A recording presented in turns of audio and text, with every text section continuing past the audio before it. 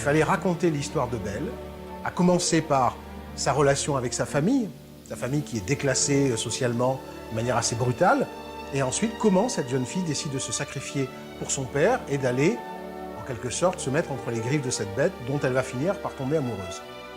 C'est un marchand et il a quand même 3 garçons, 3 filles et il a vraiment une attitude très paternelle, très affectueuse avec chacun. Et cette chaleur humaine, qu'on soit rassuré au sein de cette famille qui est équilibrée malgré la perte de la mère qui n'est plus là. J'aime son humanité et la façon qu'il a de protéger sa famille et l'amour qu'il a pour sa fille.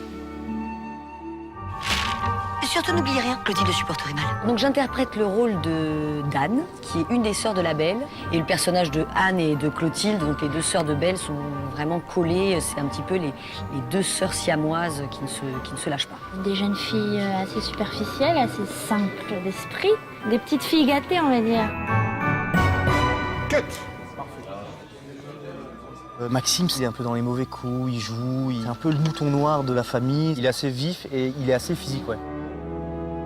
Je suis donc Jean-Baptiste, grand frère de Belle, très terre à terre, un peu médiateur, pas comme Tristan qui est très proche de Belle. Dans l'histoire familiale, je suis avec Belle. Il se trouve qu'elle n'est plus là. Donc je me retrouve un peu seul, à jardiner, à faire ce qu'elle fait normalement. Christophe Gans, il a voulu vraiment qu'on puisse rentrer de plein pied et de façon très réaliste dans l'histoire de cette famille. Et puis petit à petit, les événements s'enchaînant font que on rentre dans le fantastique et dans une histoire tout à fait incroyable et très excitante.